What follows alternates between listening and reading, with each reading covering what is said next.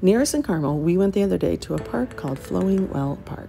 Now, when you go to this park, you're going to be so surprised. You pull in the parking lot, it looks so small, but it has a natural spring where you can actually fill up your own water jugs. It is so neat. I was watching a lady fill them up there. Then, if you go around the corner, there's like a bridge and this area where you can go creek stomping, and we had so much fun. We found some crawdaddy fish. The kids acted like fools, as you can see.